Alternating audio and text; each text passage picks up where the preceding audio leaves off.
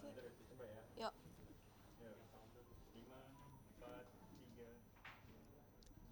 Ya, selamat siang pemirsa. Saat ini Anda akan segera menyaksikan siaran langsung dari ruang media center di DPR RI Senayan, Jakarta.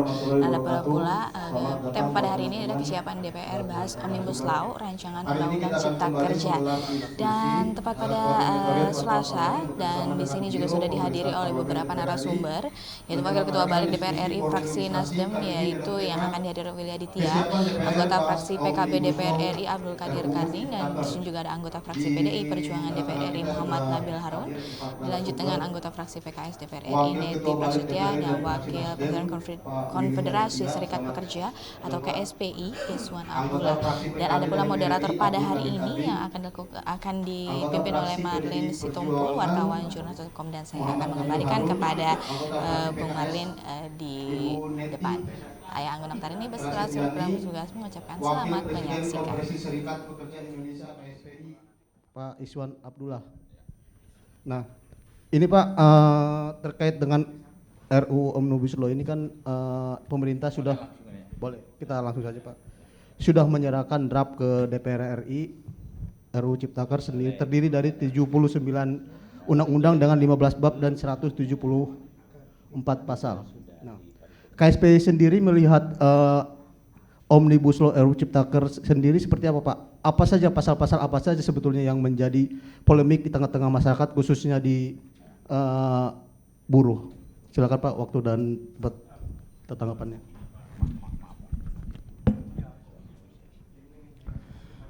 Bismillahirrahmanirrahim. Assalamualaikum warahmatullahi wabarakatuh. Salam sejahtera untuk kita semua. KSPI sudah membaca draft RUU Omnibus Law. Setelah kami membaca, kemudian kita menganalisa, ternyata RUU Omnibus Law ini sangat liberal, sangat neolib, bahkan sangat eksploitasi bagi tenaga kerja Indonesia, bahkan brutal, ya, meniadakan perlindungan dan mereduksi kesejahteraan para buruh di Indonesia. Kenapa kami mengatakan demikian? Paling tidak ada 3 hal yang dilanggar oleh RUU Omnibus Law dalam gerakan buruh seluruh dunia termasuk di Indonesia. Pertama adalah melanggar tentang namanya job security, jaminan pekerjaan.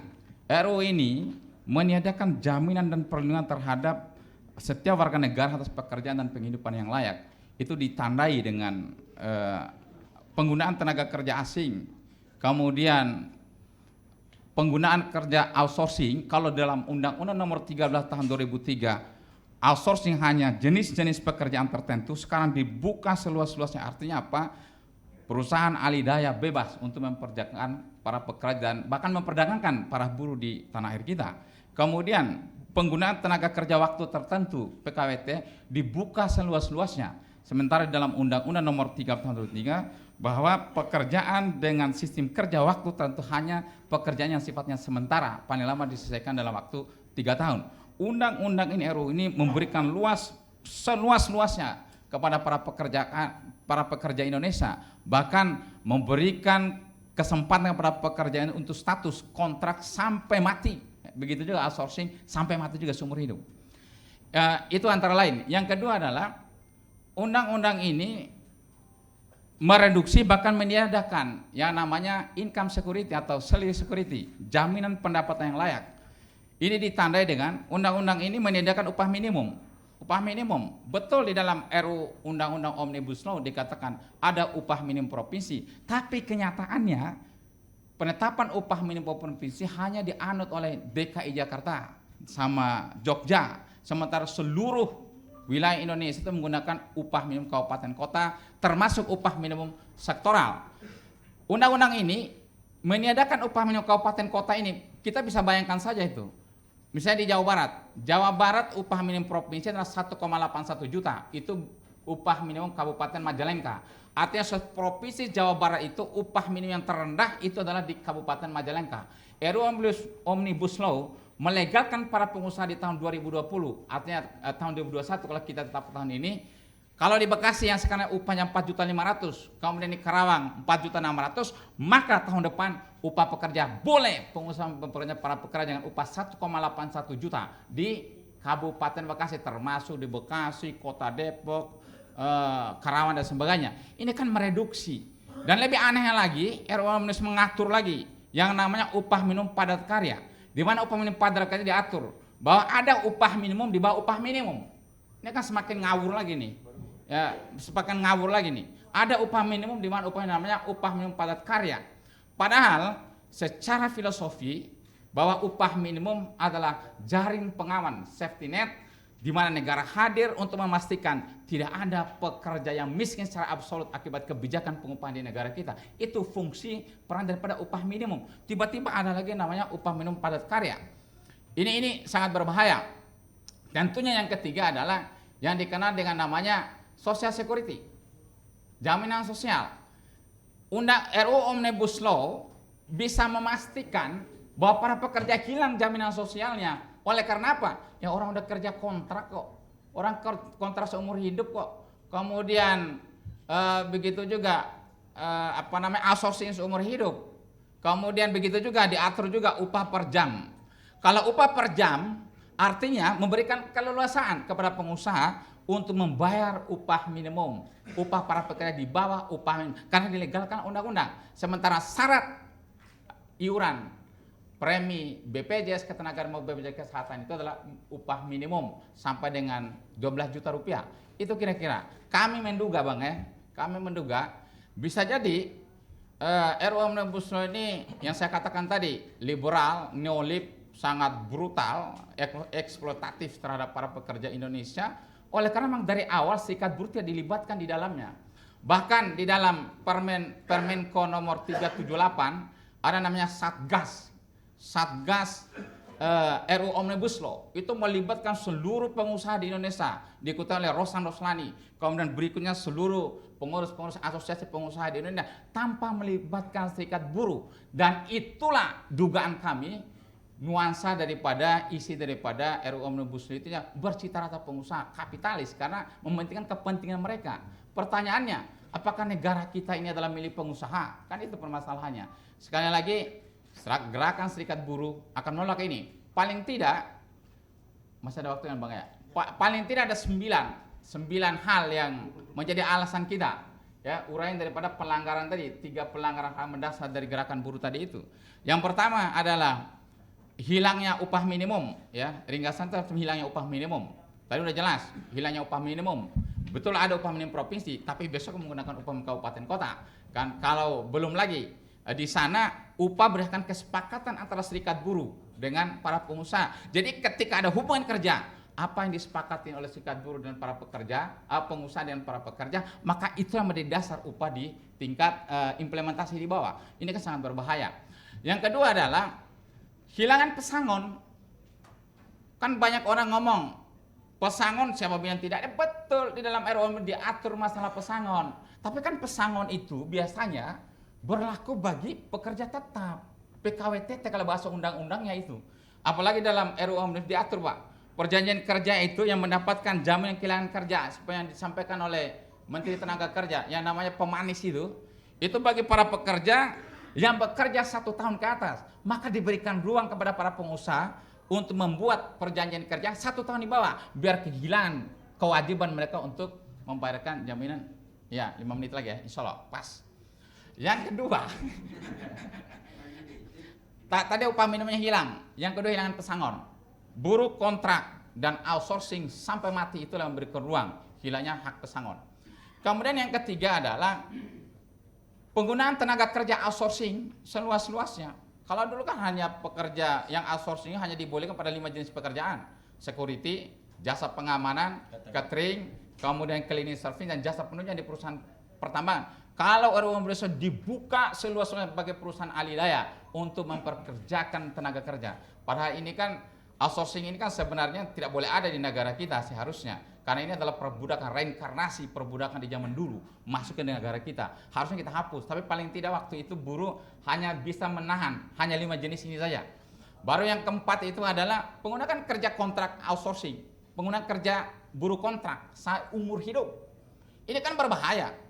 Yang seharusnya upah status pekerjaan itu sebagai bagian terjaminan sosial, justru nanti akan menjadi kerawanan sosial. Bagaimana tidak?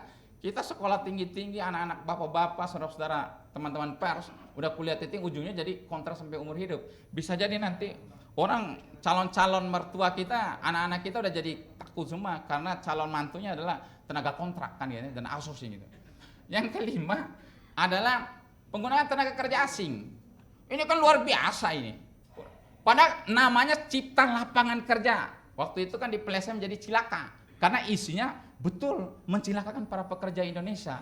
Dan untuk abang kita ini waktu itu tuh, jangan sampai jangan gunakan cilaka lah. Itu nggak bagus sih, alhamdulillah didengar juga bang. Abang bersyukur itu. Di Komisi 9 pada waktu itu. Dirubah jadi cipta kerja. Kan ini kan nggak benar ini. Ya. Penggunaan tenaga kerja asing. Apa kewajiban negara kita itu betul pertumbuhan ekonomi kita pacu setinggi-tingginya paling tidak 2 hal yang akan kita raih, yaitu menurunkan angka kemiskinan dan penyerapan tenaga kerja. Tapi RUU ini membuka ruang selebar-lebarnya penggunaan tenaga kerja asing. Apa dasarnya? Karena kalau dulu ada namanya harus izin. Bagi para pengusaha yang ingin menggunakan tenaga kerja asing harus mendapatkan izin dari lembaga terkait. Kalau sekarang enggak, hanya pengesahan saja.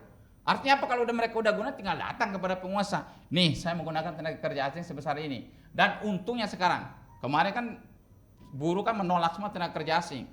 Ketika corona ya, Menteri Tenaga Kerja pernah nolak nggak ada tenaga kerja. Ketika corona alhamdulillah ternyata keluar semua dari lubang-lubang cacing itu di Morowali dan sana sekitar 43.000 orang. Kelihatan tuh. Ini kan kacau. Baru yang keenam ya Bang ya. Yang keenam itu adalah jam kerja yang sangat eksploitatif. Kalau zaman dulu, jam kerja itu diatur. Ada 5 hari kerja, maka setiap harinya ada 8 jam kerja. Kemudian, kalau pengusaha atau perusahaan mempekerjakan para pekerjanya untuk 6 hari kerja, maka setiap harinya 7 kerja. Undang-undang ini, sekali lagi, undang-undang ini hanya mengatur 1 minggu 40 jam per minggu. Kemudian maksimal 8 jam. Kemudian diatur lagi memberikan ruang eksploitatif ya, penggunaan tenaga waktu kerja yang sangat fleksibel di dalam undang-undang ini karena disepakati lagi dengan serikat buruhnya, dengan pekerjanya. Kan pekerja kan lemah dalam hal ini, makanya sangat luar biasa. Kemudian yang ketujuh adalah sanksi.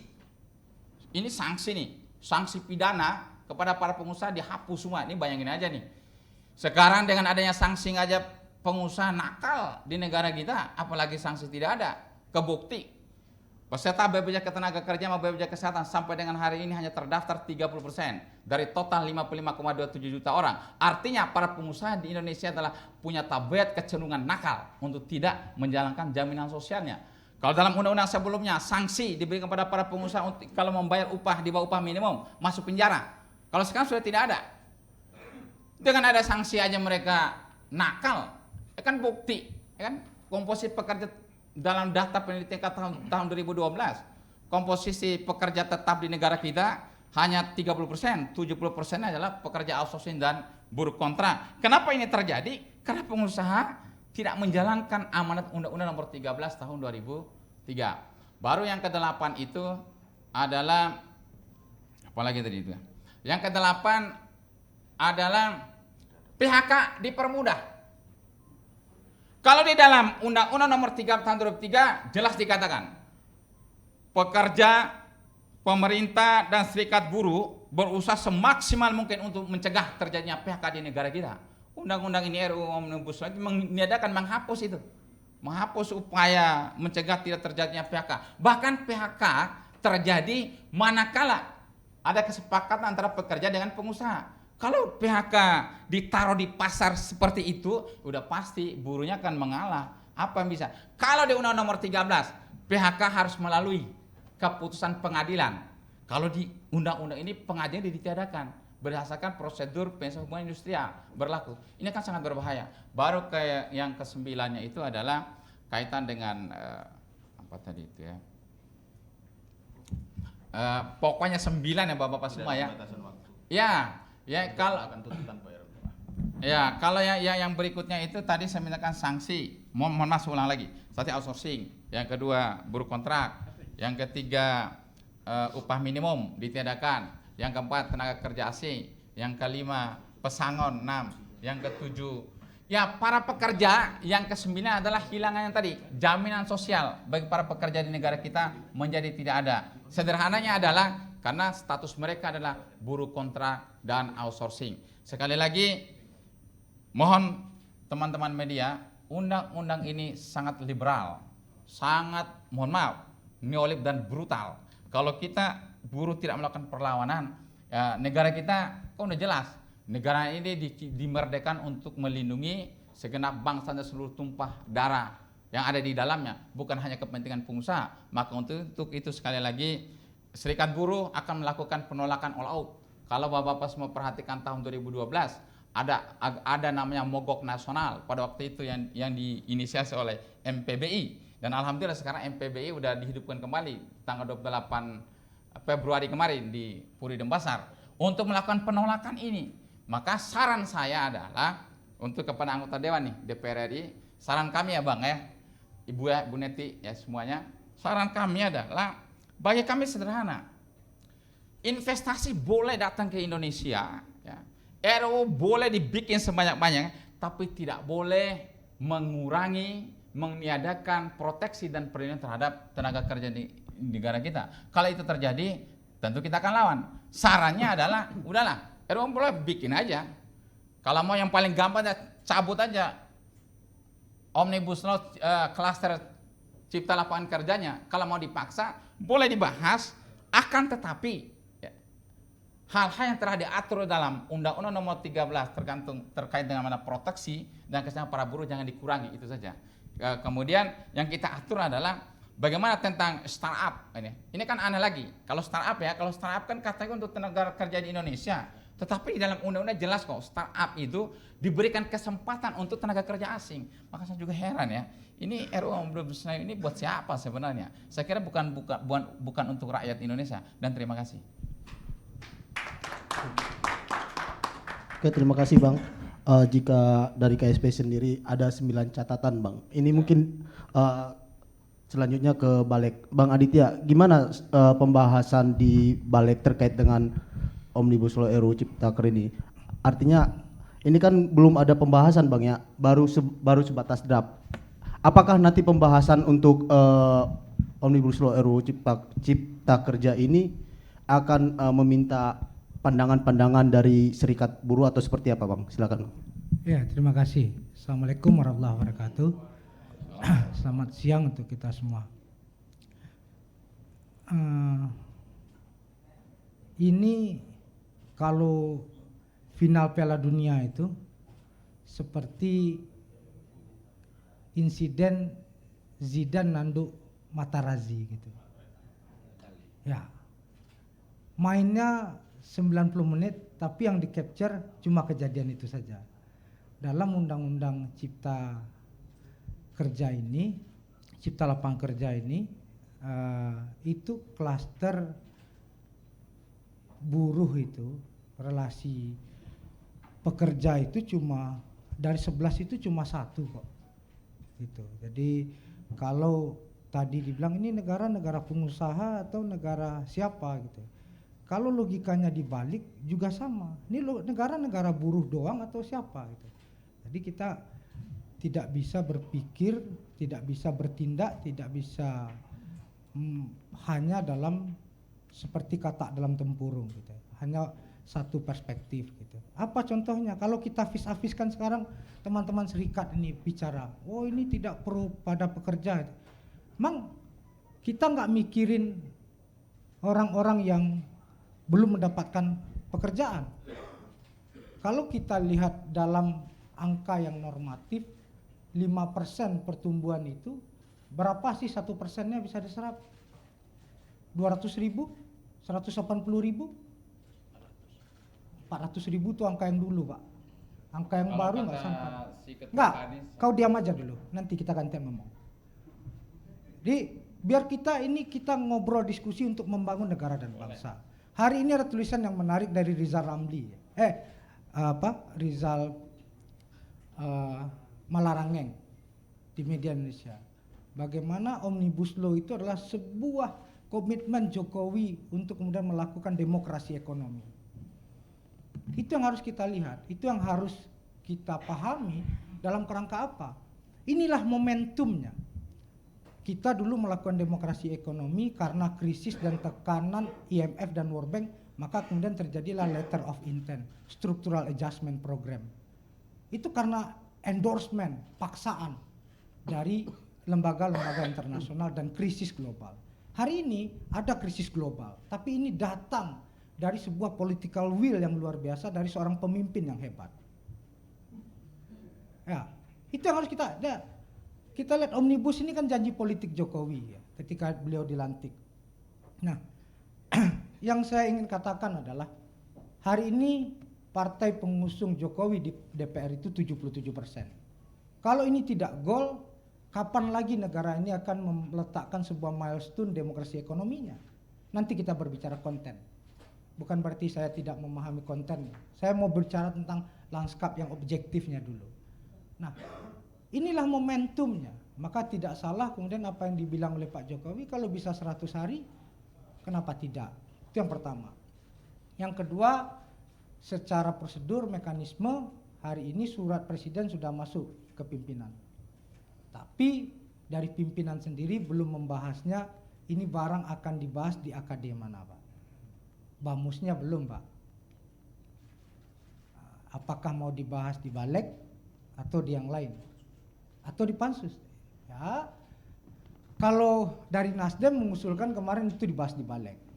Kalau ini bahas di Balek ya terserah gitu. Tapi proses yang kita lihat sekarang adalah bagaimana ini saja belum dibahas. Kemarin paripurna itu Bamus sebelumnya itu hanya membahas surpres tentang naturalisasi para olahragawan. Tentang surat presiden yang masuk itu kan kalau undang-undang 3 ya. Tentang omnibus perpajakan, omnibus Citaker, omnibus PDP gitu, tapi ini belum dibahas sama pimpinan. Yang ketiga adalah secara konten saya ingin katakan, ini kan fraksi-fraksi walaupun kemudian ini belum dibahas, fraksi-fraksi sedang bergiat untuk membahas ini, dimnya.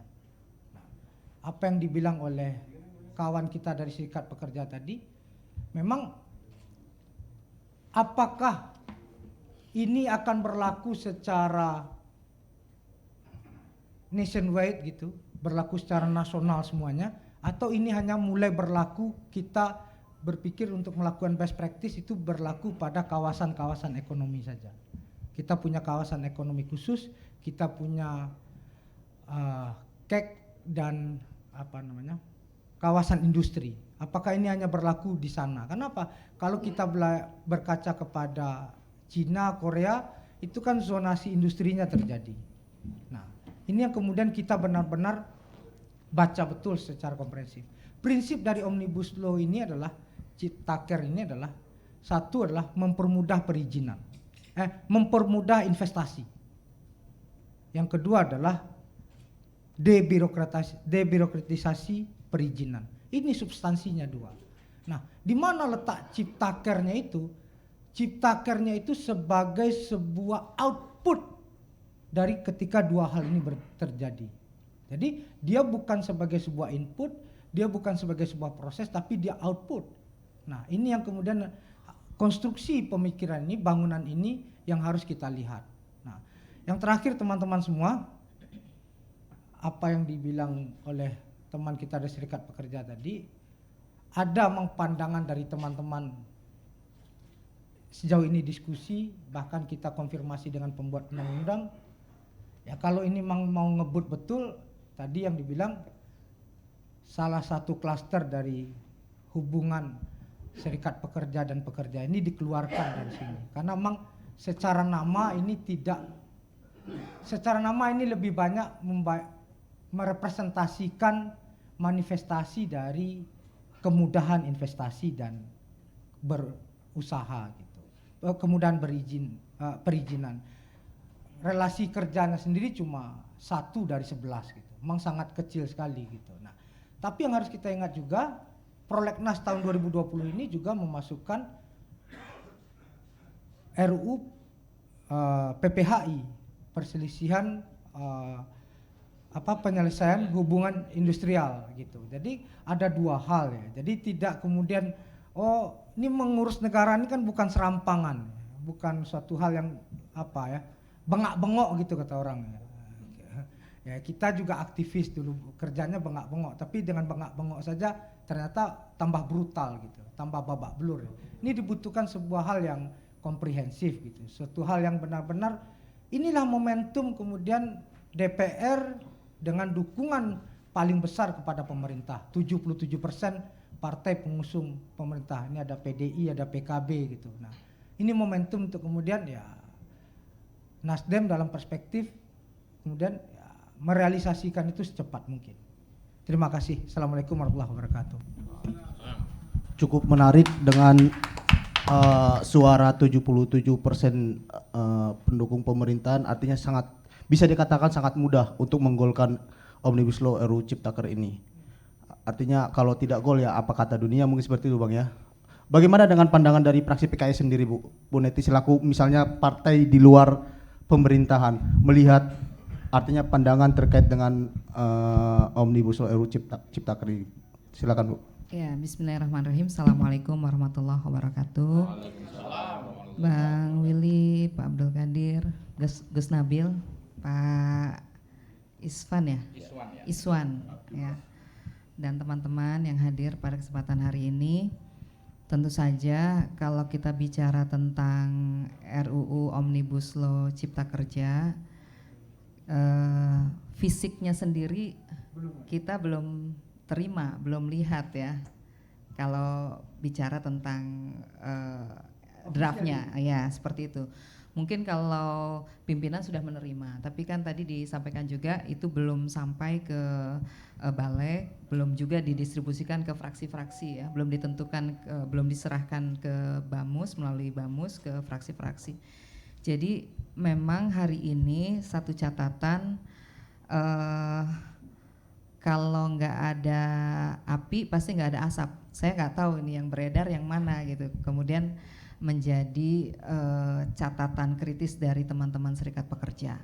Tapi saya ingin mengatakan bahwa selama ini kan memang relasi buruh dengan pemerintah ini kan Bang fluktuatif ya gitu. Jadi artinya kalau kemudian adanya RUU Omnibus Law Cipta Kerja ini kemudian disikapi seperti itu oleh buruh, menurut saya memang masih ada kewajaran. Kenapa? Karena pernah juga kejadian di 2006 ya. Ya, itu kan ketika serikat pekerja teman-teman buruh menolak revisi Undang-Undang nomor 23 tahun iya betul ya. Tahun 2003. Ya, seperti itu. Nah, jadi artinya kalau kemudian mereka bersikap seperti itu, ya boleh saya analogikan sebagai mitigasi. Mitigasi dalam arti ketika nanti pimpinan akan menyerahkan ke balik, ya kita betul-betul akan mencermati mana yang dikhawatiri oleh teman-teman serikat pekerja dan mana yang sebetulnya tadi ya, bahwa keinginan pemerintah ingin membangun transformasi struktural, kemudian juga memperbaiki iklim investasi, tentu jangan sampai mendegradasi kehidupan dan kesejahteraan buruh. Itu kan prinsipnya begitu ya Bang ya.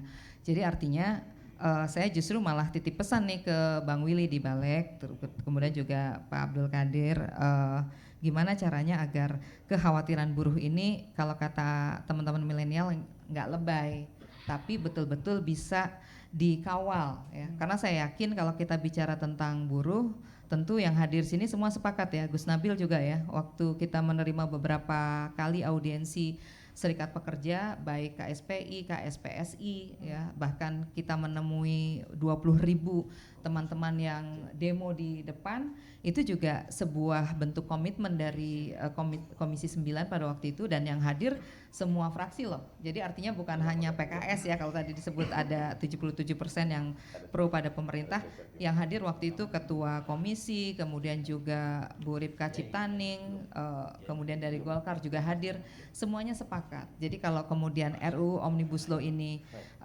merugikan teman-teman buruh, tentu kita akan mengawal. Itu komitmen teman-teman ya yang lintas fraksi. Itu yang pertama.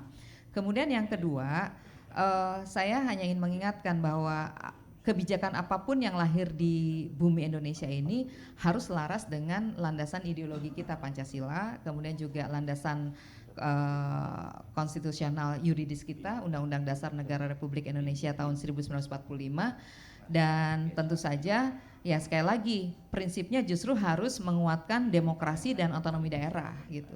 Kan yang kemudian terkena Omnibus Law ini banyak sekali Bang ya, undang-undangnya. Berapa kalau di beberapa pemberitaan kan ada 79 undang-undang, ada 83, pokoknya berkisar di antara itu. Dan kemudian melibatkan berapa 1.200-an pasal ya, seperti itu. Nah, saya dalam hal ini menyampaikanlah permohonan kalau memang ternyata sebetulnya konten yang diperlukan itu adalah bagaimana mempermudah perizinan tadi ya, debirokratisasi, kemudian penyederhanaan proses yang harus ditempuh oleh para investor sehingga membuka lapangan kerja. Ya kalau memang dianggap klaster ketenaga kerjaan ini sebetulnya nggak perlu diutik, ya nggak usah diutik begitu ya, gitu ya, sepakat ya. Nah itu udah selesai tuh, Bang Willy udah sepakat di balik ya, bahwa kalau dari 11 ini ternyata klaster ketenaga kerjaan nggak perlu diutak-atik, ya sebetulnya itu nggak perlu, udah aja fokus bagaimana caranya agar investasi ini bisa masuk dengan mudah dan tentu saja tidak merugikan teman-teman buruh. Kemudian yang berikutnya justru kemudian kita berharap bahwa prosesnya ini Bang yang perlu dikawal ya. Kenapa? Karena selama ini kok buruh dapat feeding dari mana gitu. Kalau kemudian sudah bisa dikritisi ada 9 aspek yang perlu dicermati. Saya pikir yang perlu dikawal adalah prosesnya nanti. Harus ada keterbukaan, ya transparansi antara yang dibahas nanti dengan melibatkan teman-teman serikat pekerja seperti itu. Ya. Karena bagaimanapun ketika kita bicara tentang penyusunan undang-undang, ya tentu harus melibatkan partisipasi ya. Partisipasi ini baik serikat pekerja maupun para pakar ya, sehingga betul-betul RUU ini memenuhi kepentingan dan kebutuhan semua pihak. Dan kemudian yang juga kita beri catatan, justru RUU ini jangan melemahkan keberpihakan kita pada serikat pekerja, pada teman-teman buruh. Nah itu yang juga harus menjadi catatan.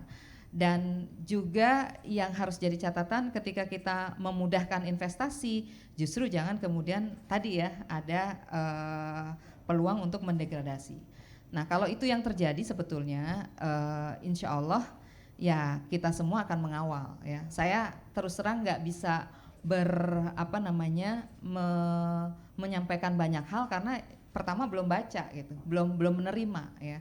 Sehingga kalau kemudian saya mengomentari ya kan anggota DPR RI ini harusnya menerima sesuatu yang ofisial ya, kalau nggak terima maksud saya harus mengomentari itu nanti jadi salah ya, bahwa kita harus membangun sinyal positif kepada masyarakat, kita harus memberikan pesan yang juga mengedukasi masyarakat, itu penting menurut saya. Jadi kekhawatiran yang pertama harus kita tangkap Bang sebagai tadi ya mitigasi, karena hubungan dan relasi selama ini seringkali fluktuatif. PP 78 juga mungkin masih menjadi trauma bagi mereka ya, bagi teman-teman buruh.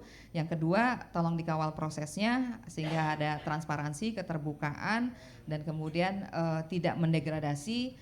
Dan yang terakhir, bahwa kita semua sepakat bahwa kebijakan apapun harus selaras dengan landasan ideologis dan juga landasan konstitusional yuridis kita. Ya, itu saja mungkin yang bisa saya sampaikan. Insya Allah sebagai salah satu kekuatan di DPR RI, kita juga pasti akan mengawal ya. Kalau berbicara tentang kesejahteraan rakyat kan ada 3 kelompok yang harus kita waspadai. Kalau ini sudah bergerak, ini tanda bahaya ya buat negara. Kalau militer, mahasiswa, buruh sudah turun, nah ini tentu menjadi catatan ya buat kita semua. Nah selama ini kan teman-teman buruh sudah terus melakukan konsolidasi begitu, sehingga kalau kemudian kita jadikan ini sebagai early warning bagi RUU Omnibus Law, ini menurut saya sangat baik ya. Itu saja mungkin yang bisa saya sampaikan. Terima kasih. Assalamualaikum warahmatullahi wabarakatuh. Terima kasih Bu. Banget ya, 77% ditambah PKS tadi sudah memberikan dukungan. PKS sama Nasdem kan sudah ini. Satu barisan. asal tadi tidak mendegradasi kaum buruh Bu ya. Artinya kalau memang untuk meningkatkan investasi, artinya PKS mendukung Bu ya. Setuju, oke. Untuk PKB sendiri bagaimana Bang Karding melihat Omnibus Law RUU Cipta Kerja? Apalagi ini kan Menteri Tenaga Kerja sendiri kan dari PKB nih. Ini kan juga menjadi ini juga nih untuk PKB. Silakan Bang. Baik, terima kasih Mas Harlen. Assalamualaikum warahmatullahi wabarakatuh. Selamat siang dan salam sejahtera. Alhamdulillah, wassalatu wassalamu ala rasulillah wa ala alihi wa sahbihi wa ma'walah ma ba'du. Jadi gini ya, saya kira kita harus objektif melihat konsep atau rancangan undang-undang tentang Omnibus Law ini. Saya setuju, walaupun itu belum ofisial kita terima, tetapi paling tidak kita sudah mendapatkan presentasi dari Kementerian Koordinator Ekonomi, ATR, dan banyak kementerian. Pada prinsipnya setelah saya membaca, walaupun tidak total sekian halaman saya baca, saya melihat bahwa ada satu masalah besar bagi bangsa kita ke depan. Masalah yang pertama adalah jumlah penganggur kita hari ini itu kan 7.000 ya. 7 juta. Sorry, 7 juta, 2. Jumlah angkatan baru kerja setiap tahun itu 2 juta. Angkatan barunya 2,8. Ya, jumlah pekerja separuh waktu, pokoknya totalnya sekitar 45,8 juta orang yang kerjaannya katakan menganggur atau setengah menganggur lah. Kira-kira gitulah, ya, 45,8 juta. Itu jumlah yang besar itu. Ini kalau dibiarkan maka akan jadi problem sosial politik dan problem peradaban bagi kita, karena orang nganggur kelamaan itu tidak ada pendapatan, tidak ada daya beli, maka peradabannya bisa turun tuh, ya kan? Sekarang ini ya pertumbuhannya turun sedemikian rupa kan, kita lihat misalnya Romawi, ya, Meksiko, Paraguay, kemudian ya negara-negara Latin sana itu kan kita lihat lah, Turki bahkan ya. Nah itu satu yang harus kita lihat sebagai satu basis data kita. Yang kedua, pertumbuhan ekonomi kita itu selama pemerintahan Pak Jokowi ini rata-rata 5%. Memang cukup baik dibandingkan dengan negara-negara lain hari ini. Hari ini kita lihat Singapura aja hanya kalau tidak salah 2, Eropa itu cuma 2, Amerika cuma 1, dan lain sebagainya hari ini 2019 ya. Jadi setiap pertumbuhan 1% yang ideal itu melahirkan 400.000 tenaga kerja, itu ideal. Kalau Mas Willy tadi bilang enggak 400.000, ya kan? Di samping itu coba kita lihat kondisi daya saing ekonomi kita, produktivitas kita kayak apa. Kita ini termasuk terendah di Asia. Di Asia Tenggara, bukan di Asia, di Asia Tenggara. Daya saing kita lemah, produktivitas kita peringkat 73. Ini harus dilihat sebagai basis analisis kenapa kebijakan ini harus kita ambil. Omnibus Law ini harus lahir. Belum lagi corona, belum lagi ketegangan antara Amerika, RRT, Korea, Jepang, Brexit, Iran, Amerika, belum lagi sekarang India. Itu secara tidak langsung berpengaruh terhadap pertumbuhan dan keadaan ekonomi dalam negeri kita. Yakin percaya sama saya. Cina saja dengan menurunnya dari menjadi 6, ini sekarang ini, itu berefek sekitar 0,5–1% pertumbuhan ekonomi kita ke depan. Ini menurut analisis ahli ekonomi. Jadi ditambah lagi percepatan teknologi Pak, yang begitu cepat, ekonomi digital dan sebagainya. Ini mau tidak mau pemerintah memang harus mengambil langkah untuk mengadaptasi keadaan-keadaan yang saya sebutkan tadi ini. Harus diadaptasi, kalau enggak pasti kita akan ketinggalan. Nah, bagaimana caranya? Setelah dilakukan kajian, ternyata masalahnya adalah investasi kita ini tidak punya daya saing yang bagus, tidak berkualitas, dan jumlahnya juga sedikit. Hari ini tuh sampai hari ini baru sekitar nilai totalnya itu baru 800-an T. Sampai 2019 akhir ya, kira-kira gitu. Jadi bagaimana caranya? Maka yang pertama setelah melakukan kajian, yang harus dilakukan adalah mempermudah investasi. Gimana cara mempermudah investasi?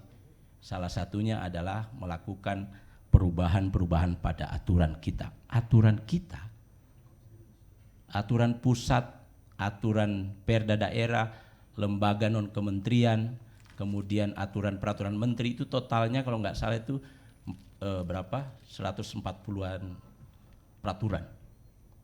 Gimana 143 peraturan, ribu peraturan itu yang bisa bisa kita andalkan untuk menarik investasi? Nggak bisa.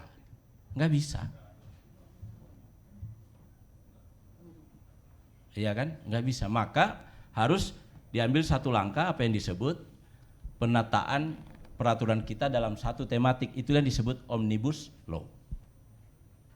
Dan ini juga pernah terjadi satu kali di Indonesia ketika bicara soal akses keuangan pajak, Perpu nomor 1 2017 kalau tidak salah. Mas John benar nggak itu ya? 2019 itu. Jadi akses itu juga Omnibus Law sebenarnya. Cuma sekarang ini mulai dikenal gara-gara Pak Jokowi ngomong ketika pidato kenegaraan kemarin, dan janji kampanye juga sebenarnya. Nah, kalau saya ditanya dukung mana, pasti saya dukung Pak Jokowi. Saya itu sejak awal pendukung Pak Jokowi. Itu komitmen. Tapi problemnya kan bukan di situ. Ya, problemnya bukan di situ. Maka dengan adanya Omnibus Law ini, kita harapkan yang pertama kemudahan investasi kita dapatkan. Kemudahan berusaha kita dapatkan.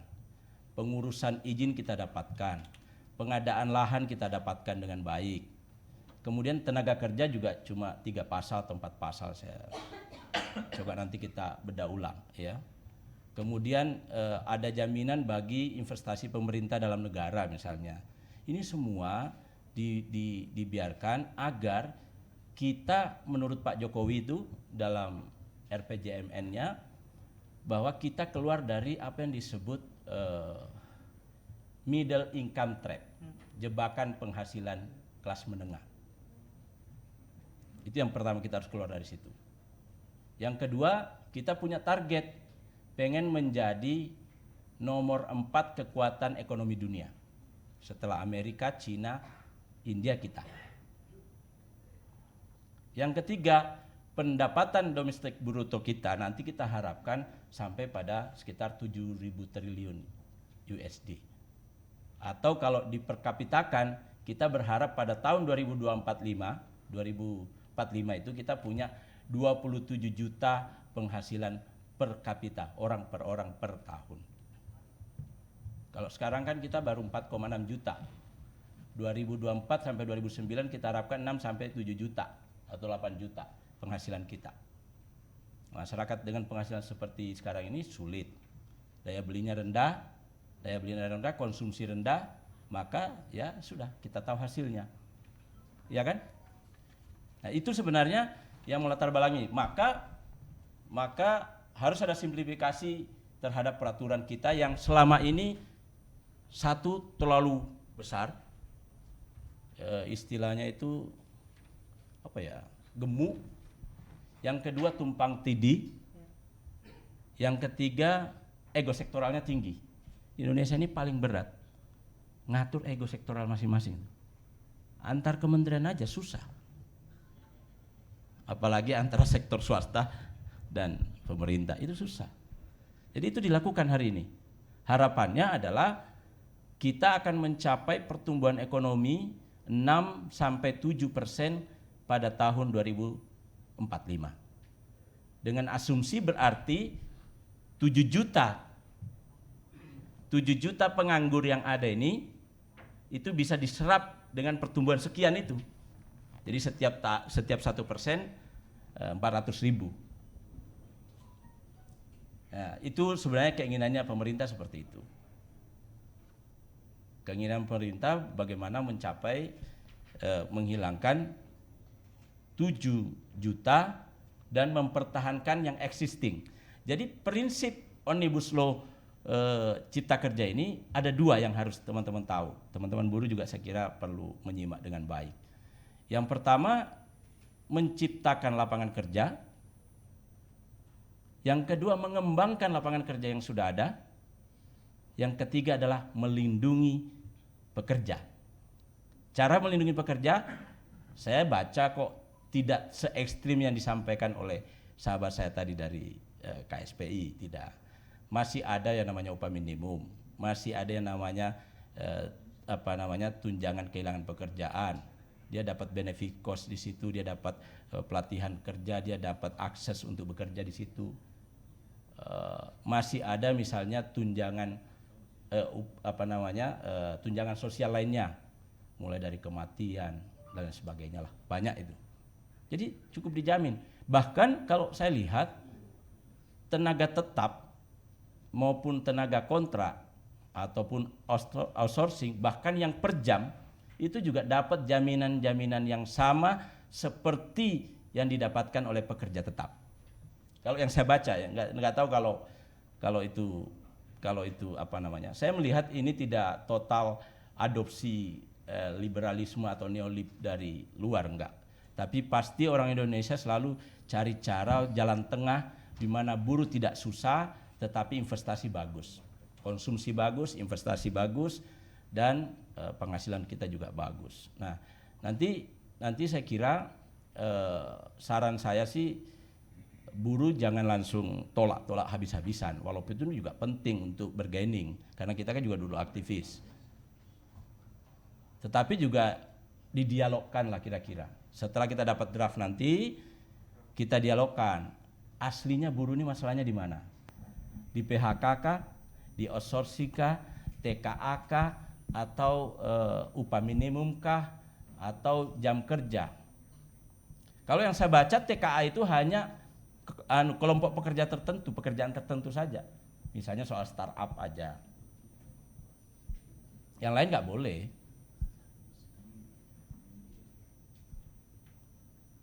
Upah minimum tetap ada. Cuma memang upah minimum itu justru kalau saya salah agak beda pandang tadi. Upah minimum itu diberikan kepada terutama yang belum 1 tahun kerja. Karena itu kan kalau tidak ada upah minimum bahaya kan. Dia belum 1 tahun kerja, nggak ada penghasilan tetap, bahaya. Yang kedua dikasih kepada padat karya. Kenapa padat karya? Supaya padat karya jangan bubar. Sekarang ini industri-industri besar tekstil apa semua kan bubar semua tuh. Nanti yang tumbuh adalah industri-industri yang menengah kecil. Nah, terkait dengan gerakan buruh itu kan membership. Itu akan mengalami kekacauan kalau ini tidak di-manage segera. Kalau selama ini kan mengandalkan perusahaan-perusahaan besar, serikat-serikat buruhnya. Masanya dari mana nanti? Nah, itu susah, harus dipikirkan. Saya juga mantan aktivis buruh. Nanti kita lihat. Enggak, maksudnya ke depannya ya, bukan demonya besok. Kalau demonya besok oke lah, mungkin karena disinformasi pasti masih banyak demo lah, saya yakin. Tetapi kita harus pikirkan bagaimana kesinambungan gerakan buruh ke depan. Kita juga tidak mau kok perusahaan terlalu kuat, buruh lemah, itu nggak mau kita.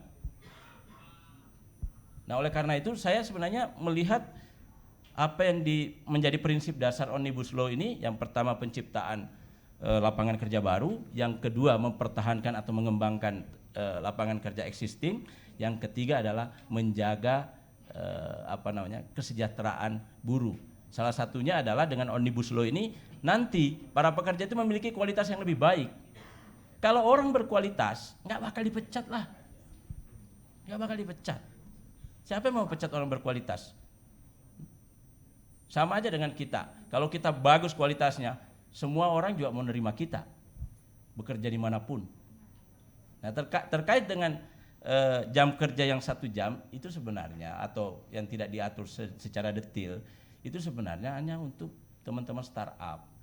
Milenial kan sifatnya begitu kan, dia nggak mau terkekang oleh satu batasan waktu kayak kita pegawai negeri atau DPR ini, datang tanda tangan, pulang cat jempol, barcode dan sebagainya. Kalau milenial nggak mau, milenial cenderung bekerja seenaknya dia di mana, yang penting outputnya bagus.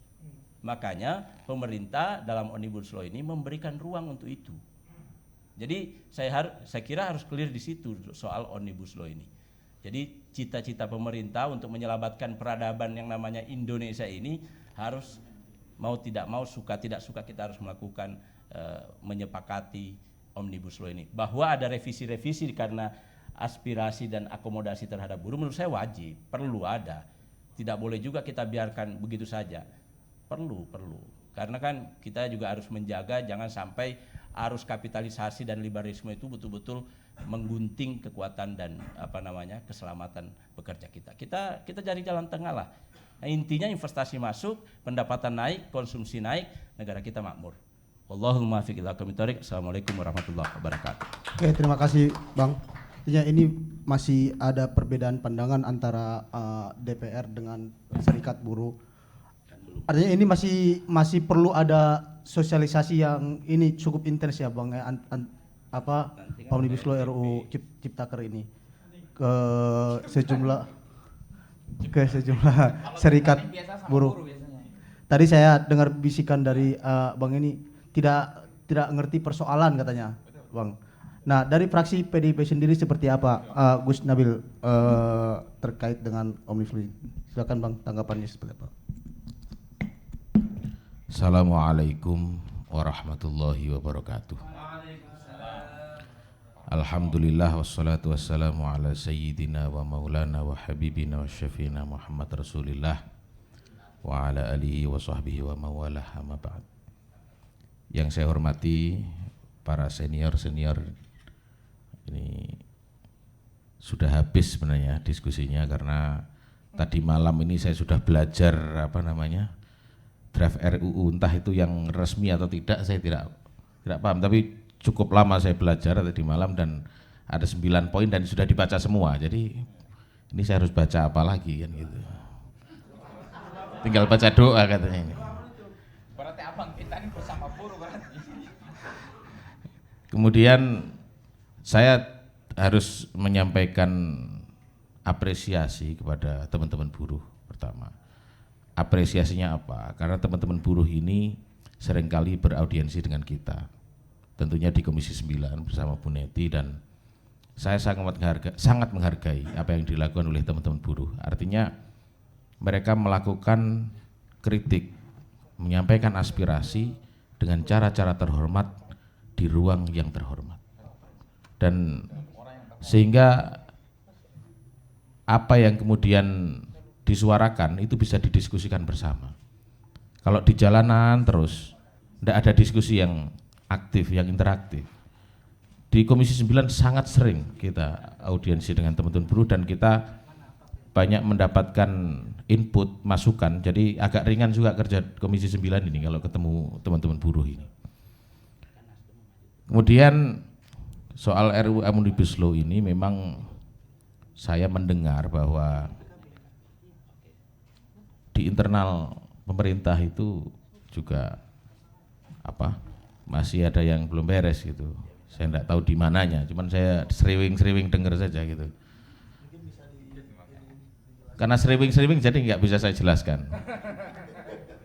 Nah, kemudian surprise memang sudah masuk ke Senayan, tapi kan belum dibacakan di paripurna ya. Nggak tahu ini akan dilempar ke balik atau ke Bu Neti Komisi 9. Yang jelas pemerintah dan DPR ini harus bersama-sama bagaimana mensosialisasikan RUU ini kepada masyarakat secara baik sehingga tidak menciptakan kegaduhan-kegaduhan baru. Kita ini sudah terlalu banyak yang gaduh kemarin soal WNI eksis mau dipulangkan, corona, ini ditambah lagi Omnibus Law, ini kan kasihan masyarakat. Jadi memang kita harus sama-sama belajar dan harus sama-sama membaca dengan cermat dan teliti supaya ini betul-betul bisa menghadirkan surga untuk Indonesia. Ada 3, yang pertama adalah surga untuk buruh, itu pasti. Yang kedua surga untuk investor, dan yang terakhir surga untuk negara. Saya yakin itu bisa dilakukan. Kalaupun kita ini harus mengambil pelajaran soal bagaimana menciptakan 3 surga ini kepada luar negeri, tidak masalah. Tapi tetap harus disesuaikan dengan kekhasan dan karakteristik masyarakat Indonesia. Tapi bukan berarti liberal. Jadi saya yakin insya Allah kalau senior-senior tadi sudah berbicara panjang lebar dan mantap, bernas, berisi, insya Allah saya yakin surga untuk buruh, surga untuk investor, dan surga untuk negara itu bisa betul-betul terlaksana. Karena kalau buruh ini dimain-mainkan, ini gawat. Tadi yang sudah disampaikan, kalau buruh, mahasiswa, dan militer ini, wah gawat ini, bisa berbahaya ini untuk Republik ini. Dan tuntutan teman-teman buruh, saya pikir rasional. Tidak ada buruh yang minta mercy, gitu kan. Paling minta kaos dalam merek krokodil kan gitu. Tapi juga memang ada beberapa hal yang sama-sama 9-nya tapi beda. Tadi ada sedikit yang beda. Jadi sekali lagi saya ingin mengingatkan bahwa kalau dulu saya di pesantren itu saya mendengar sebuah hadis, kullukum ra'in wa kullukum mas'ulun an ra'iyati. Jadi kita semua ini adalah pemimpin ataupun komandan di tempat kita masing-masing. Anda wapres buruh, kami anggota DPR, kemudian ada pemerintah, dan apa yang kemudian diputuskan oleh kami ini akan dimintai pertanggungjawabannya nanti. Ya, gitu. Jadi kalau DPR main-main ya siap-siap masuk neraka lah gitu kira-kira. Dan insya Allah senior-senior ini sudah sangat banyak makan asam garam, bahkan saya nanti akan belajar bagaimana supaya jadi legislator yang baik dan bersahaja. Mungkin hanya itu dari saya. Wallahul muwaffiq. Assalamualaikum warahmatullahi wabarakatuh.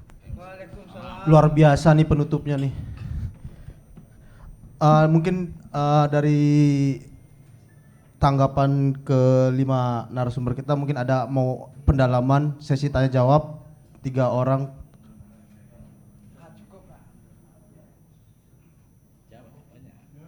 Cak Rohim, ada lagi? Satu dulu, oke. Sudah habis di Pak Kading tadi. Sudah quotable semua. Siap. Ini tadi balik Kakak Willy nyebutin bahwa surat presiden sudah masuk gitu. Sebelumnya Jokowi memberikan pesan ini barang hanya cukup dibahas 100 hari. Sementara pertentangan di luar atau protes-protes terutama dari kalangan buruh, sebenarnya tidak hanya kalangan buruh, aktivis lingkungan juga banyak yang berteriak karena di situ ada 1000 sekian pasal, ada 79 undang-undang yang akan dilebur. Artinya ada kekhawatiran tidak hanya dari kalangan buruh, di kalangan lingkungan sendiri itu nanti berpotensi misalnya pasal-pasal selundupan atau pasal-pasal yang berpotensi kalau di lingkungan merusak lingkungan dan sebagainya, termasuk agraria dan sebagainya. Bagaimana kira-kira DPR ini dalam kurun waktu nggak tahu 100 hari itu hitungannya, apakah itu nanti per pembahasan nanti ketika surpres sudah turun atau sejak setengah bulan yang lalu ketika draft itu dikirim ke DPR. Nah, ini nanti bagaimana terutama Balek dan juga lainnya, di sini ada Komisi 9 Gus Nabil, ada Komisi 1. Ini nanti bagaimana dalam kurun waktu yang hanya sangat singkat itu, nggak tahu 100 hari itu tadi mulainya kapan, dengan 1000 sekian pasal, di mana masih ada hal-hal yang dipermasalahkan. Artinya nggak bisa juga DPR tutup telinga dengan suara-suara yang tidak akan buruh, karena undang-undang itu pasti menyangkut kepentingan masyarakat, tidak hanya kalangan pengusaha tapi buruh. Benar yang dikatakan Mas Kading tadi dan juga Gus Nabil, ini harus jadi landasan untuk kesejahteraan buruh dan juga semuanya. Jadi nggak hanya Tapi jangan sampai juga itu hanya lip service. Ini untuk kesejahteraan buruh, tapi faktanya ada ketika tentu Bu Neti tadi bilang nggak ada asap kalau nggak ada api. Ketika kekhawatiran buruh itu nggak mungkin hanya berteriak begini-begini tanpa, karena mereka juga sudah mendapatkan draftnya. Saya sendiri juga dapat bocoran draftnya. Mungkin saya lebih dulu dari Bu Neti, nggak tahu. Meskipun saya nggak baca, cuma dapat aja gitu. Tapi terlalu banyak soalnya, makanya saya bayangin 100 hari dengan membaca menelaah ini khawatirnya banyak yang lolos seperti kemarin dalam undang-undang KUHP dan juga ketika bahas soal KPK itu aja. Mungkin Balek dan juga Mas Kadeng atau Gus Nabil bisa memberikan bagaimana nanti telaah-telaahnya itu. Gitu aja. Terima kasih. Assalamualaikum warahmatullahi wabarakatuh.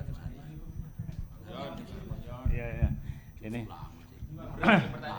enggak, saya ini ya ringan-ringan aja Mas. Saya juga agak kaget, ternyata kita diskusi terlalu jauh, ternyata tadi Ibu Neti juga belum memahami gitu ya, draft-draftnya itu belum membaca ya, apalagi memahami gitu ya.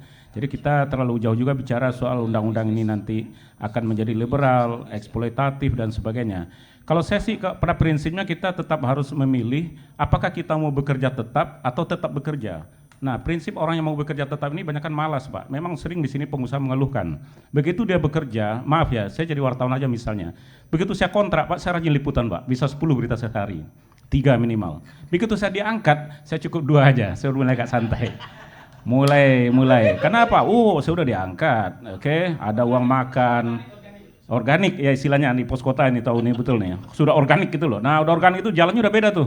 Wah, jalannya aja udah beda, nah udah pegawai tetap, kartunya udah beda. Nah ini kadang-kadang menciptakan orang-orang memang tidak bekerja keras, kecenderungan hanya mengandalkan bekerja tetap. Tapi bagi saya barangkali penting kita itu adalah tetap bekerja, walaupun 1 jam, 2 jam, 3 jam, tapi kita kan bisa menentukan nasib kita sendiri, pendapatan kita sendiri dengan tetap bekerja. Saya kira saya juga termasuk yang terjebak dengan bekerja tetap. Sehingga ya saya begini-gini aja, Pak Kading udah hebat, Pak Nabil udah hebat, saya udah umur segini aja masih gini-gini aja gitu. Ya, orang yang zigzag jadi pengusaha kayak Sandiaga Uno itu kekayaannya pada seumuran saya itu. Udah 4 triliun kayaknya. Nah ini. Jadi maksudnya kenapa buruh juga jangan lebay, jangan manja. Saya lebih senang ditantang. Kalau ke pembuluh saya digaji tiap jam saya senang. Ternyata benar, setelah begitu saya dikontrak dulu hanya berdasarkan berita, saya rajin. Saya bikin berita-beritanya. Kenapa? Pendapatan saya diukur dari jumlah berita yang saya hasilkan. Begitu saya diangkat, gaji saya diturunkan sedikit, tapi saya tetap, saya juga malah makin malas. Karena udah merasa tetap begitu. Jadi misalnya juga tantangan juga buat buruh, jangan kita terlalu manja, tetap merit system itu membuat negara maju. Singapura, Jepang, Jerman yang terbiasa dengan vokasi-vokasi itu, mereka malah menantang, malah nggak mau bekerja tetap. Milenial sekarang juga saya lihat juga anak-anak mahasiswa ada yang bekerja 3 bulan, setahun, ada yang cuma 2 tahun, bahkan rata-rata sekarang konon katanya cuma 3 tahun orang bekerja. Zaman saya ada yang sampai 6 tahun, ada yang sampai 10 tahun orang bekerja di sebuah media. Sekarang enggak. Kalau mereka nggak mau, perusahaannya mau. Nah ini kan juga jadi tantangan buat kita semua. Jadi menurut saya juga kita cari jalan tengah. Kalau bidang pekerjaan tertentu yang membutuhkan misalnya jam-jaman, kontrak-kontrakan gitu kayak pengacara, saya kira biarkan saja aturannya lama. Sementara kalau memang kita membutuhkan security job security gitu, ya sudah, toh undang-undang kita sudah ada kok menentukan job security buat ASN, buat orang-orang yang kerjanya rutin, misalnya kerja di bidang-bidang non jasa gitu, itu memang sudah begitu adanya. Jadi nggak usah lebay juga menurut saya, karena ini adalah tujuannya saya yakin baik, simplifikasi, investasi, dan ada kepastian bagi pekerja, ada kepastian bagi pengusaha untuk merencanakan gaji-gaji karyawannya. Itu juga menarik sebenarnya, harus dikaji. Jadi inilah menurut saya menjadi fokus. Jadi jangan kita misalnya terlalu jauh ke depan, terlalu begini-begininya. Toh negara maju tetap kata kuncinya cuma satu kok, merit system, dan tetap bekerja, bukan bekerja tetap. Itu aja Pak, makasih. Terima kasih Bang. Ada lagi teman-teman yang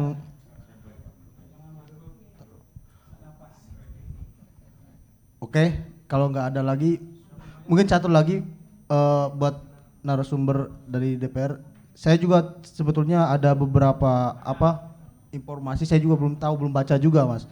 Di dalam Omnibus Law Ciptaker ini ada juga yang mengatur terkait dengan wartawan gitu, pers. Di situ ada artinya kalau ada pers ini sudah langsung dipidana tanpa ada lagi Dewan Pers. Nggak tahu benar atau tidak karena saya juga belum baca itu draftnya seperti apa.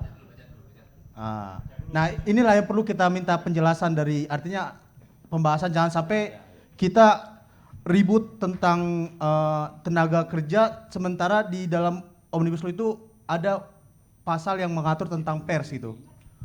Mungkin tadi pertanyaan dari Cak Rohim, bagaimana DPR menelaah pasal-pasal yang begitu banyak, jangan sampai ada yang lolos pasal-pasal yang bisa merugikan masyarakat. Mungkin dari Bu Neti,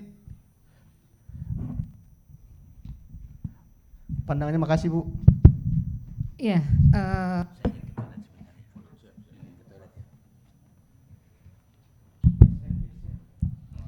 iya.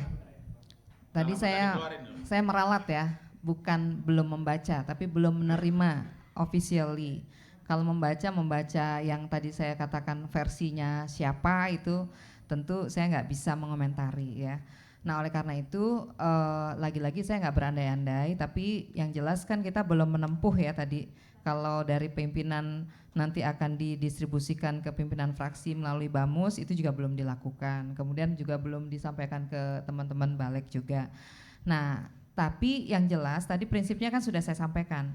Dalam pembahasan RUU Omnibus Law nanti tentu saja yang pertama adalah kita mengedepankan prinsip keterbukaan gitu. Jadi artinya ada transparansi begitu ya. Kemudian ada kehati-hatian, kemudian juga ada pelibatan para pakar dan ahli. Jadi nanti kita juga perlu melibatkan akademisi untuk mencermati gitu ya, bahwa oh ini ternyata undang-undang ini tiba-tiba hilang ya. Nah tentu saja ini juga perlu pandangan dari para ahli hukum. Dan yang ketiga tentu saja kalau kita bicara tentang, kan dari 11 klaster itu ada penyederhanaan perizinan gitu kan, termasuk juga tentang pengairan, tentang lahan. Nah tentu ini penting untuk dicermati, bukan hanya klaster ketenagakerjaan tadi yang dikhawatiri, karena bagaimanapun ini juga menyangkut hajat hidup orang banyak, sehingga kalau kemudian nanti dalam pembahasan kita sudah mengedepankan tadi ya prinsip keterbukaan, pelibatan para pakar, ahli, termasuk juga tidak terburu-buru, isi dan substansinya betul-betul berpihak pada kepentingan rakyat banyak. Nah tentu saja saya yakin ini harus dilakukan ya. Kalau melihat komitmennya Bang Willy, Mas Karding mah insya Allah ya. Kalau saya sama Gus Nabil nih setara kan, karena sama-sama di Komisi 9 penerima dampak. Jadi nanti kalau klaster ketenagakerjaan ini berdampak begitu, pasti kan mereka jeritnya ke Komisi 9 itu. Itu yang sudah pasti begitu ya. Nah jadi insya Allah terkait dengan bagaimana kita mengkritisi ya tentu saja kita berharap ya nanti nggak tahu nih putusannya apakah dibahas di Balek, apakah nanti juga ada opsi pansus gitu untuk melibatkan berbagai komisi, karena memang ini kan multisektoral ya. Jadi kalau tadi Mas Karding bilang ini kan peraturan yang tumpang tindih, overlapping, kalau kita bilang mungkin obesitas gitu ya, regulasi yang hyper gitu. Nah mungkin ketika ada opsi, kenapa? Kalau kata pimpinan di 7 komisi pembahasannya. Iya, nah menurut saya itu juga akan menjadi opsi yang bagus ya. Kenapa? Karena ketika nanti dibahas oleh berbagai komisi, tentu saja ini akan menjadi satu pembahasan yang lebih cermat. Kenapa? Karena yang menyoroti tentang ketenagakerjaan ada, menyoroti tentang lahan juga ada, seperti itu. Jadi insya Allah saya tetap mengajukan tadi ya, kita kawal pembahasannya nanti, ada keterbukaan, ada kehati-hatian, ada pelibatan, kemudian yang terpenting isi dan substansinya itu betul-betul berpihak kepada kepentingan rakyat, kemudian bermuara pada kesejahteraan rakyat. Ini yang terpenting menurut saya, seperti itu. Ya, terima kasih. Iya, Cak Rohim. Satu, yang pertama menerima demo buruh khusus tentang Omnibus itu saya. Komitmen ini biar teman-teman tahu, 2 kali saya terima dua-duanya. Jadi kita komit tidak hanya Komisi 9, Balek sama Ketua Pak Supratman. Supratman Andi atas, Andi Agas. Nah, Andinya di tengah. Ya, bukan di depan. Kalau di depan striker, kalau di tengah gelandang. Jadi komitmennya kita akan, tentu kita belajar dari yang sudah-sudah. banyak komplain, tidak terbuka. Tentu kita transparan, tapi ingat transparan bukan berarti di bawah intimidasi, enggak.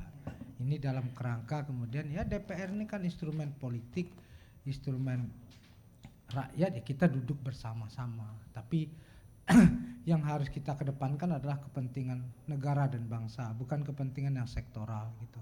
Nah, bagaimana cara menghitungnya? Kalau ini dilempar ke balik, tentu setelah ada keputusan paripurna gitu atau bamus, ini dibahas di mana gitu.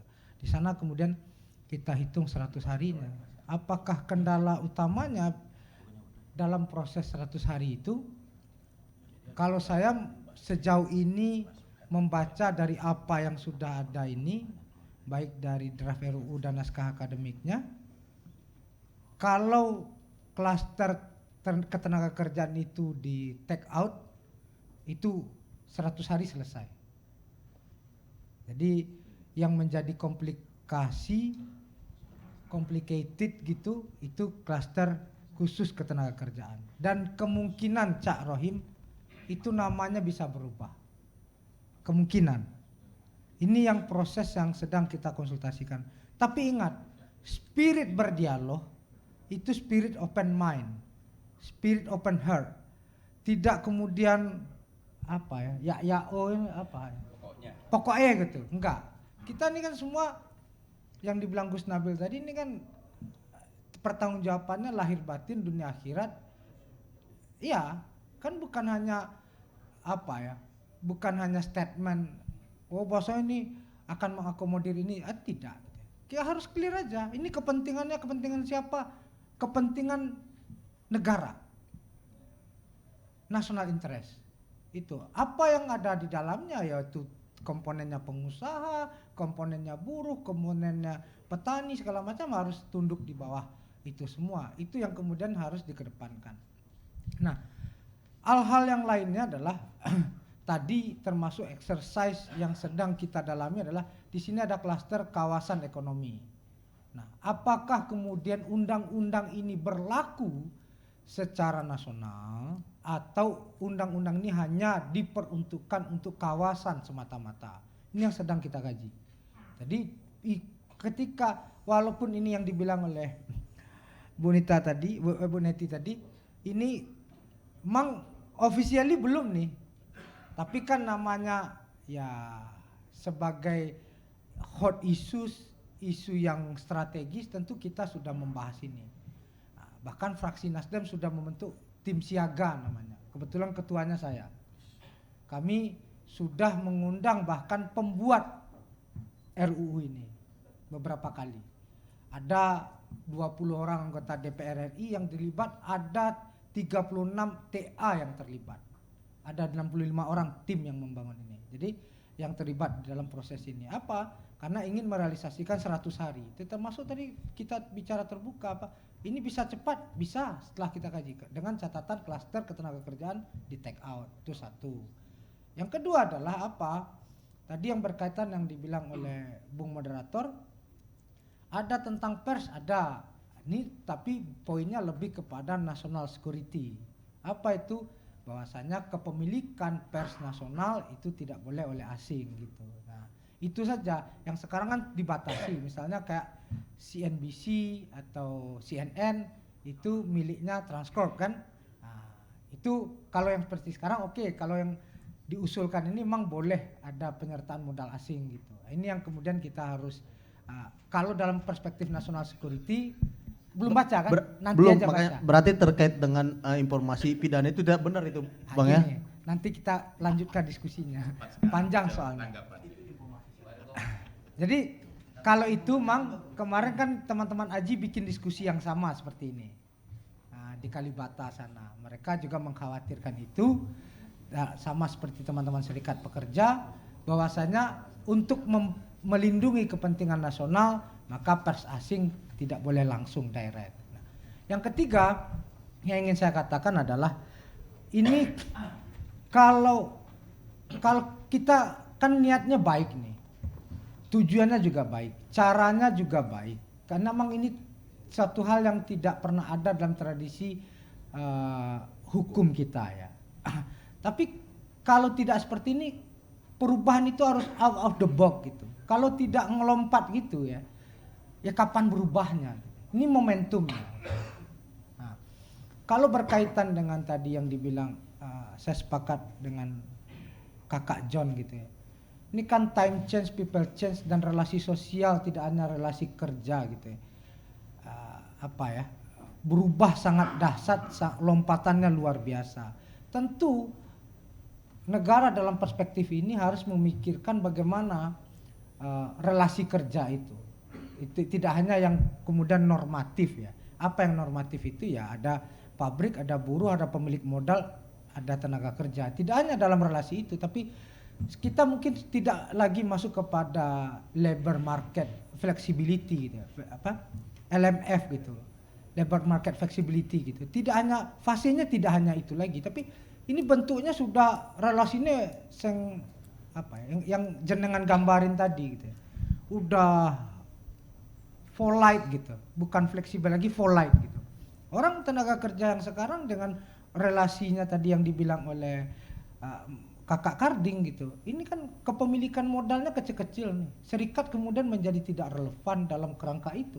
Maka kemudian kalau kita berpikir objektif, clear dan open mind, open heart gitu, kita bisa duduk bersama kok ini.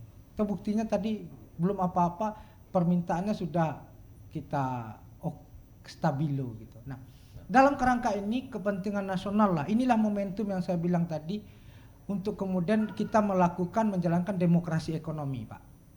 Kapan kan motifnya Pak Jokowi ingin kemudian pertumbuhan ekonomi kita harus di atas 6% dengan mendrive ini.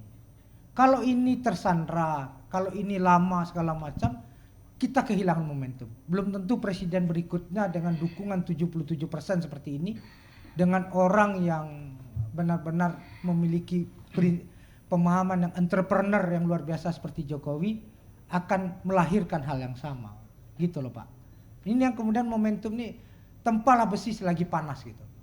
Nah, kalau Adam nanti ya, jadi Nasdem Pak, panas Adam.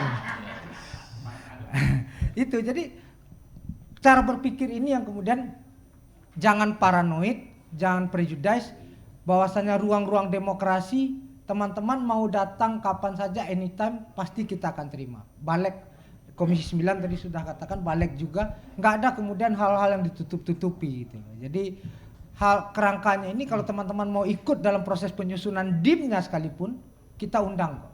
Jadi biar kemudian poin per poin, item per item, itu menjadi suatu hal yang sifatnya detail kita bersama. Dan itu proyektif Pak. Bukan hanya kemudian sifatnya akomodatif, enggak.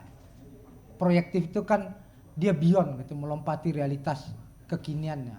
Mungkin itu dari saya. Terima kasih. Terima kasih Bang. Oh ya. Saya nambahkan ya, di era globalisasi seperti ini perpindahan modal dari satu negara ke negara lain itu cepat. Nah, syarat perpindahan modal itu ya kemudahan berusaha, kenyamanan berusaha, kualitas tenaga kerja, produktivitas itu. Jadi kalau kita maksa misalnya ini tetap bertahan, misalnya kualitas tenaga kerja kita sedang-sedang saja, tingkat produktivitas investasi kita juga kayak gitu, kualitas investasi kita juga kayak begini gitu, ini nanti lari ke Vietnam semua investasi itu. Lari ke Vietnam semua. Kalau itu lari ke situ, maka terjadi lagi penambahan pengangguran terus menerus.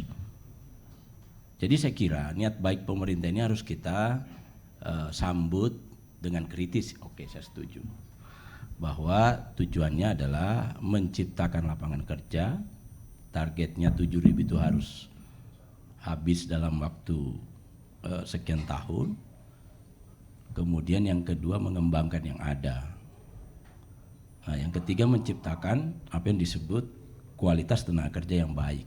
Makanya pemerintah kan total itu melakukan pelatihan-pelatihan ketenagakerjaan, total terus menerus. Bahkan ada kartu prakerja dan lain sebagainya. Jadi itu yang diinginkan pemerintah. Jadi kalau dari sisi niat menurut saya setuju dengan Kakak Willy tadi bahwa ini adalah satu gerakan terobosan baru yang melompat sekian jauh. Nah, pertanyaannya kemudian bagaimana nasib buruh Jadi dialogkanlah. 100 hari itu untuk membahas undang-undang cukup lama kok. Toh sekarang ini menurut saya sudah ada banyak diskusi-diskusi FGD di mana-mana, di semua sektor semua saya lihat terjadi. Universitas, alumni dan sebagainya.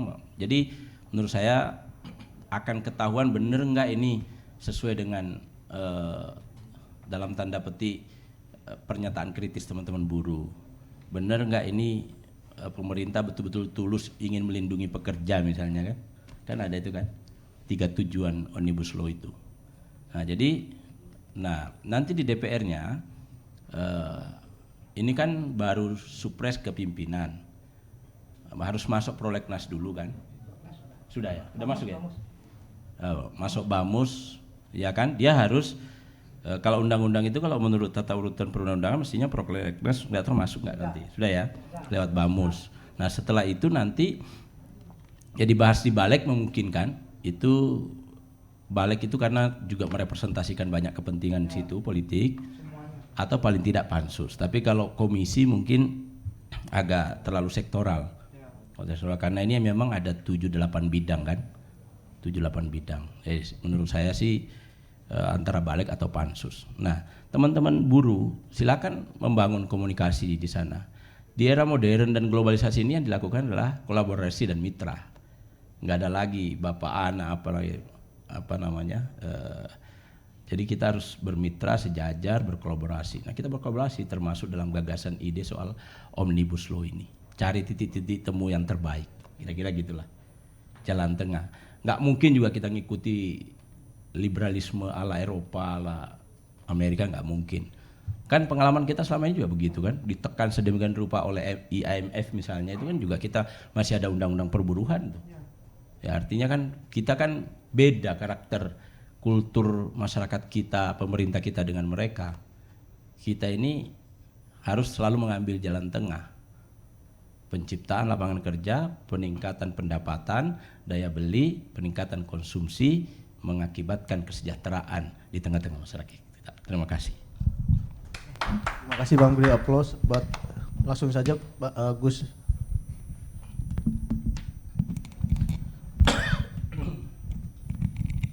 Pertanyaannya sebenarnya sudah dijawab semua.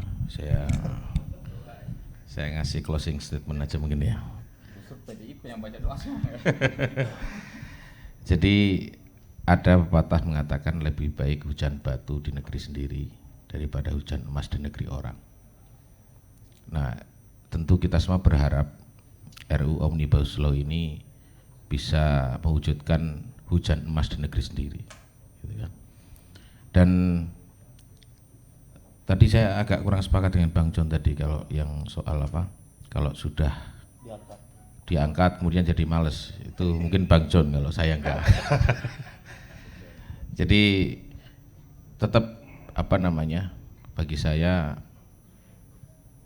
karyawan tetap penting. Kalau tetap karyawan saja beda itu nanti. Kemudian tetap bekerja. Dan beberapa pihak bertanya kepada saya ini, Gus ini kok RUU Omnibus Law kok ramai sekali, ini gimana? Saya malah senang karena ramainya diskusi soal Omnibus Law ini berarti ada peran serta masyarakat di situ.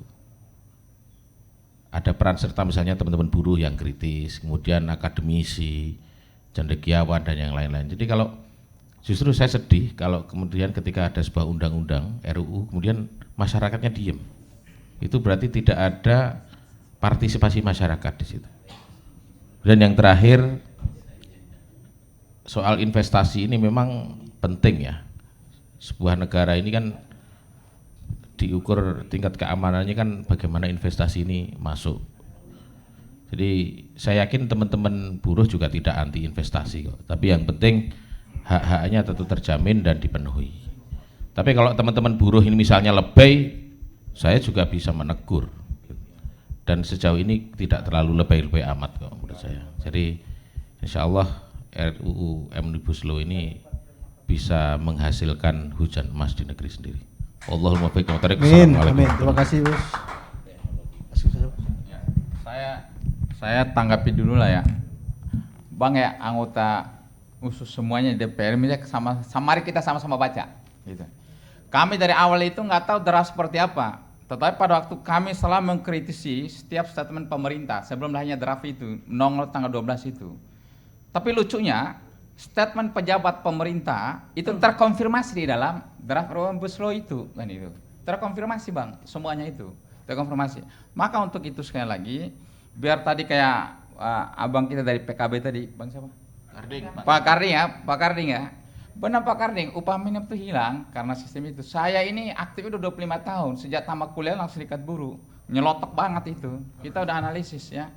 Analisis itu, upah minimum itu hilang. Kalau mau kita bisa debat. Saya udah bikin sandingannya, perbandingan antara draft Omnibus Law dengan Undang Nomor 13 saya ada nih, tinggal saya kirim, bisa dibaca. Ya itu maksudnya. Maksudnya mari kita sama-sama baca lagi, jangan salahkan buruh. Buruh tidak libai. Ya, kita masing-masing baca lagi. Jangan buruh dibilang libai gitu ya. Kita ini begini-begini, orang bisa dibilang ahli ekonomi juga Bang, gitu ya. Ya, alumni UI kok kita ini, master ekonomi gitu kan. Maka jangan heran mengerti ekonomi. Statement Abang John tadi itu keliru itu. Kan Undang-Undang 45 mengatakan setiap orang berhak atas pekerjaan dan penghidupan layak. Salah satu pengejawantahan penghidupan layak itu maka dibuat ada status pekerja tetap itu. Omongan Abang tadi itu sangat liberal itu.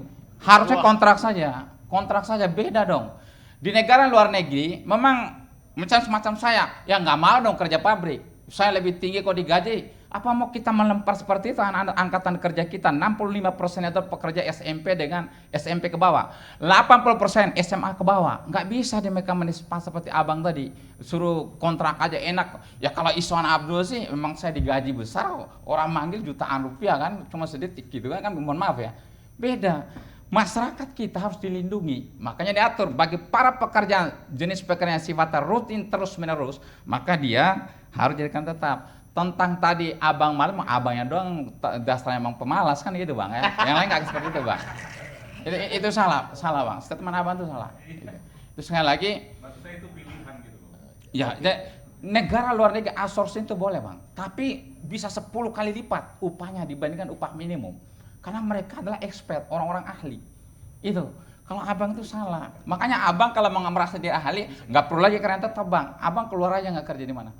Tentang ini kan diatur nih, dalam undang-undang ada namanya gaji per satuan waktu. Ini kan gaji per satuan waktu ini mengancam karir para jurnalis itu. Bisa jadi para pengusaha jurnalis nanti akan mengatur, Anda bisa bayangkan aja tuh, hanya di saat liput aja digaji tuh. Kalau di luar negeri diatur namanya upah minimum per jam. Kenapa upah minimum per jam? Karena di negara itu, biasanya negara-negara Nordik dan negara-negara Eropa itu ada namanya upah minimum per jam.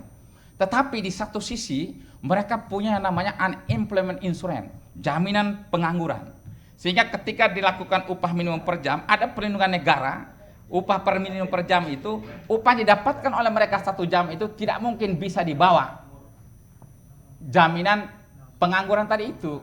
Ya, maka saran kami sekali lagi deh, kami ini tidak anti investasi, ya, kami setuju investasi. Tapi investasi harus dibarengi dengan perlindungan dan proteksi terhadap para pekerja Indonesia, harus dibarengi dengan perlindungan peningkatan kesejahteraan buruh di Indonesia. Oke, kita setuju kok. Misalkan sekarang permasalahan di hadapan kita sekarang itu yang paling fatal sekarang ini jujur saja. Kemarin saya diundang oleh Watannas, di depan bintang 2, bintang 1 yang paling rendah itu ada kolonel. Mereka pun kaget kok bisa kayak begini gitu. Kok draftnya kok sangat liberal kayak begini nih. Insya Allah setelah ini saya akan menghadap presiden, kata mereka. Karena sangat liberal Bang, kita sandingkan itu. Buruh tidak lebay Bang, tidak lebay, serius. Karena kalau nggak ada kita sebagai penyeimbang di negara kita ini ya kebablasan negara kita ini. Kebukti kok. Siapa yang memberikan perlindungan? Kenapa kita harus keras? Mohon maaf banyak kalau anggota dewan di depan kita yang kami setuju lah ya. Ini udah pro kita, baru saya ngomong aja mereka udah setuju. Bahkan abang kita dari Nasdem siap cabut klaster tenaga kerja biar bisa 100 hari, itu luar biasa ini ya, dari Nasdem ya kan, sama PDIP juga luar biasa nih. Saya nggak nyangka, kalau PKS udah jelas kan, PKS dari dulu selalu bersama buruh gitu kan, sama buruh sama buruh. Ini luar biasa. Kami tidak anti investasi Bang, tetapi investasi harus dibarengi. Dalam pertemuan kemarin Watannas itu kami menduga di slide awalnya itu, di video disampaikan di sebagai prolog diskusi itu, kemudian saya sebagai narasumber, Presiden ngomong begini, pokoknya tidak ada pihak manapun yang menjadi penumpang gelap dalam pembahasan RUU Undang-Undang Omnibus Law itu. Ternyata terkonfirmasi di dalam RUU Omnibus Law, kan gitu.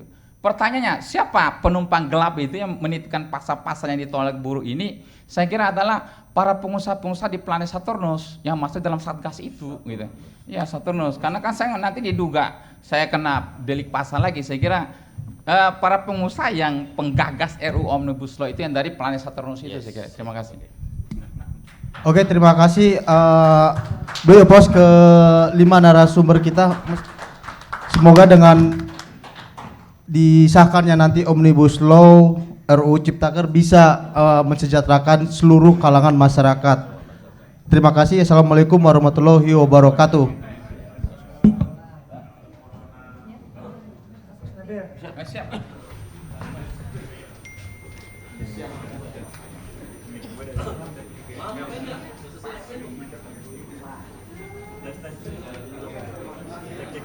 Cek. Aduh, handphone gue bunyi mulu lagi.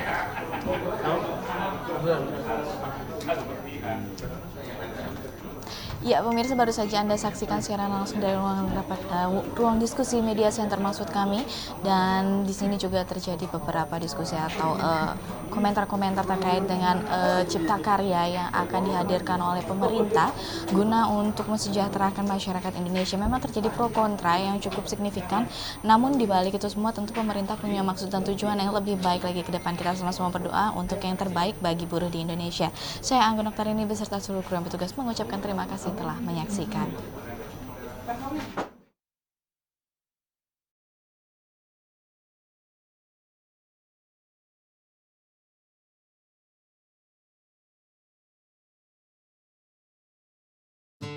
Mari lapor LHKASN. Video ini akan memandu Anda untuk menyampaikan LHKASN melalui aplikasi Siharka. Sebelum memulai, ada baiknya Anda menyiapkan dokumen-dokumen berikut. Silakan mengakses siharka.menpan.go.id untuk membuka aplikasi Siharka. Lalu, login dengan username dan password Anda.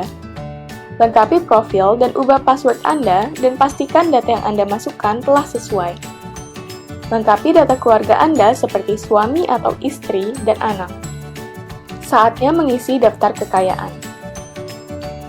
Harta tidak bergerak adalah harta berupa tanah dan bangunan yang didukung dengan bukti kepemilikan dan nilainya ditetapkan berdasarkan NJOP. Harta bergerak adalah harta selain tanah dan bangunan seperti kendaraan bermotor, perabotan rumah tangga, perhiasan, dan lain-lain dengan nilai berupa harga perolehan atau harga tafsiran. Surat berharga adalah harta berupa surat berharga seperti saham, reksadana, dan sebagainya yang dinilai berdasarkan harga perolehan. Uang tunai, deposito, giro, tabungan, dan kas lainnya dicatat sesuai nilai yang tertera pada dokumen. Piutang adalah barang atau uang yang akan diterima di masa yang akan datang berdasarkan kesepakatan. Dan hutang adalah pinjaman yang diterima oleh ASN pelapor maupun suami atau istri dan tanggungan lainnya dari pihak lain yang pembayarannya menjadi tanggung jawab ASN pelapor. Penghasilan yang wajib dilaporkan pada LHKASN adalah penghasilan dari jabatan, penghasilan dari profesi atau keahlian, penghasilan dari usaha lainnya, penghasilan dari hibah atau lainnya, penghasilan dari istri atau suami yang bekerja.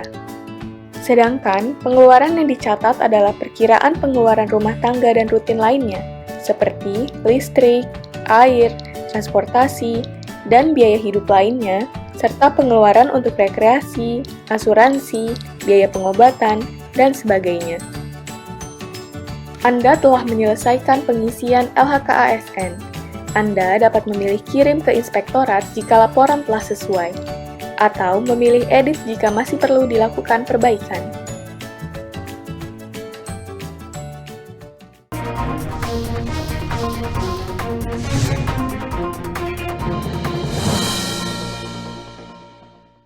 Komisi 3 DPR RI mendorong pemerintah memperhatikan kondisi pengembangan lembaga pemasyarakatan yang saat ini dijadikan dalam kategori super maksimum high security. Ditemui usai menggelar pertemuan dengan Direktorat Jenderal Pemasyarakatan Sri Puguh Budi Utami di Nusa Kambangan Cilacap, Provinsi Jawa Tengah baru-baru ini, Wakil Ketua Komisi 3 DPR RI Adis Kadir menyampaikan, Nusa Kambangan sendiri dibagi menjadi beberapa kategori lapas, mulai dari minimum security, medium security, hingga super high maximum security. Untuk itu ia meminta pemerintah melalui Direktorat Jenderal Pemasyarakatan untuk memaksimalkan blok-blok yang masih kosong, mengingat biaya yang sudah dikeluarkan cukup besar. Kalau secara umum sih memang sudah super high maksimum ya, dan selnya satu orang satu, sistem pantauannya dan lain-lain, kemudian mereka tidak bisa berinteraksi dan lain-lain.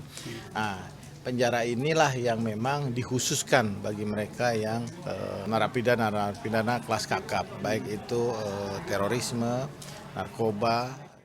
Hal senada disampaikan anggota Komisi 3 DPR RI Habib Abu Bakar Al-Habsyi. Menurutnya, DPR akan mendorong regulasi yang relevan dengan sistem teknologi pengamanan yang modern agar tingkat pengamanan dapat lebih maksimum. Untuk itu, ia mendorong dukungan dari semua pihak, termasuk pemerintah dan Komisi 3 sendiri, agar hal tersebut segera terlaksana. Seperti apa yang dipaparkan oleh Pak Menteri di Raker kemarin, bahwa sesungguhnya kita punya lapas yang high risk dengan sistem teknologi yang paling termodern. Kita buktikan dan sudah kita lihat, tapi memang masih butuh backup banyak dari Komisi 3 untuk lebih membuktikan bahwa lebih maksimum lagi pengamanannya. Dari Provinsi Jawa Tengah, Dwi R. Utomo, TVR Parlemen, laporkan.